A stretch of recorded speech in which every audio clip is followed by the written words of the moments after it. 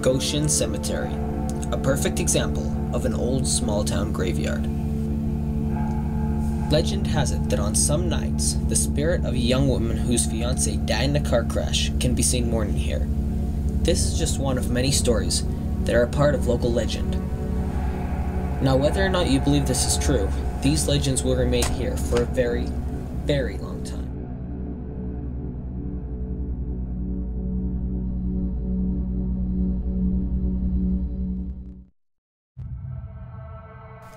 The most noticeable and prominent haunted buildings in the area are the many old sugar factories that dot the land. Once owned by the Utah-Idaho Sugar Company, the gloomy abandoned buildings still hold the spirits of those that died in violent industrial accidents with dangerous equipment. My great-grandfather, a farmer who worked in the Shelley factory in the winter, remembered an accident where two men fell from the ladder in the center of the smokestack to their deaths. Their spirits were believed to have haunted the building before it was closed up. Some of the old schools in the area may be haunted as well. The best example is the former school O.E. Bell in Idaho Falls, now an office building. Almost 100 years old, the building is still rumored to hear the sounds of the spirits of children talking and playing inside. Less than 20 miles north of Idaho Falls, in the city of Roberts, lies what is perhaps the best-known haunted location in the area, BJ's Bayou. Built out of a century-old hotel, the building has served as a hospital, morgue, saloon, store, and now a Cajun restaurant. This building turns 120 this year. She was and has been everything except a making a church. The owners of this establishment have encountered all kinds of strange happenings while running the restaurant over the years. But you get some visuals of a little girl in a pink dress that runs through here. I have never seen her. I have no idea who she is. When we deal with the ghosts, our oldest ghost is a Chinaman. He was either a cook or a laundryman in the building in the late 1800s. The legend on him is some guys come in one night, didn't like him, waited till he went to bed, stabbed him, put him in a trunk, drug him down those stairs, and put him on an outbound freight train. He's the oldest spook that we have talk about all the way back into the 20s and 30s from people who would see him, and he always haunted second story, looking in from the outside. The building has elements of both the Old West and the Old South, and has all kinds of different spirits because of it. We have a pre-World War I soldier that comes in, and I have no idea where he comes from, but he comes in and he walks this balcony back and forth, and then he'll come up and he'll open the drapes, actually move the drapes and look out the window, and then he disappears. I've never seen him.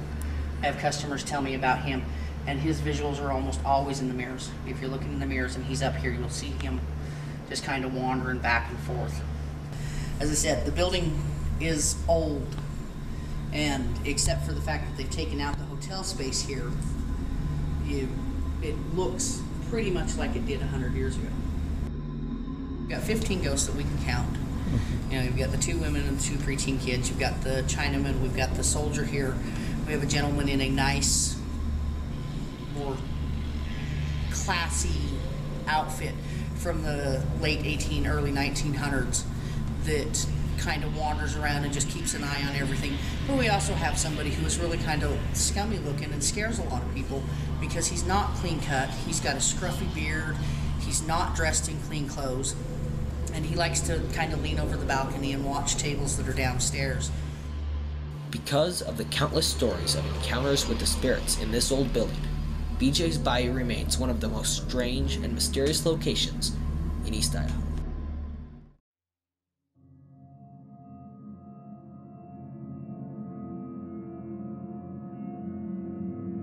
Darwin Best owned the theater when I was a kid. He used to run movies here, dollar movies, a lot of times.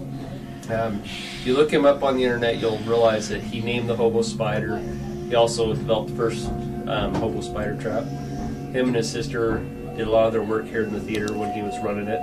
Not only have we experienced Darwin in the basement, but we've also heard the snakes down there.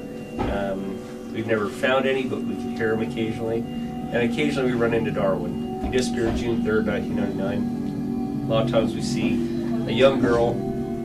She's about 8 to 10 years old. We see her quite a bit, and the neat thing about her is usually we see her with about 3 other little kids, and they usually run through the auditorium. But a little bit about this place. It was built in 1908. It's the oldest theater in Idaho.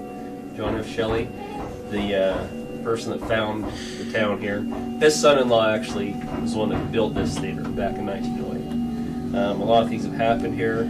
A lot of stories about the place. I can't really tell you which stories are true, which aren't true. But one of the ghosts, when we were here this summer with our paranormal investigating team, we came across a ghost named Larry Lott. Larry Lott supposedly died in 1908 during the construction of this place. Fell off of a ladder. A few years ago, this image, which appears to show 4 spirits, was captured in the theater. The ghosts are believed to be the 4 children that have been seen roaming through the auditorium.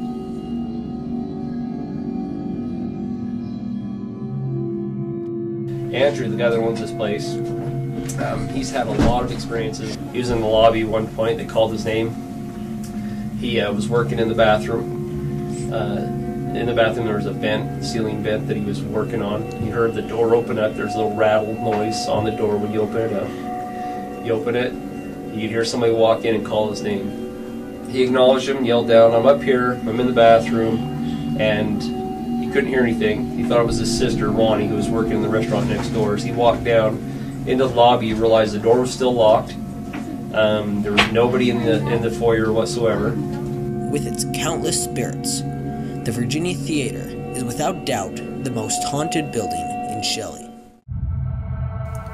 There are multiple businesses in the area which are haunted, but try to keep the haunting out of the public eye for fear of losing business. I spoke with over half a dozen businesses that admitted having some sort of spirit, but refused to talk about it. Out in the area around Goshen, particularly at the cemetery, roams the Lady in White. As the legend goes, over 50 years ago her fiancé died in a car crash on the day of the wedding. She now haunts the cemetery and the fields of the area, dressed in white and holding a lantern. It happened in the field behind my house growing up. We had a horse pasture that was empty, and we were sleeping outside on the trampoline, having a slumber party, and it was just me and my friend Kim. And but we see this person walking across the field that we had, and it was a person in white, and she was kind of holding a lantern. It seemed like, just kind of walking out like this with it in front of her. And she walked halfway through my field and then disappeared. Her main haunt still remains the Goshen Cemetery, and to this day, those that venture into the graveyard at night may be in for a big surprise.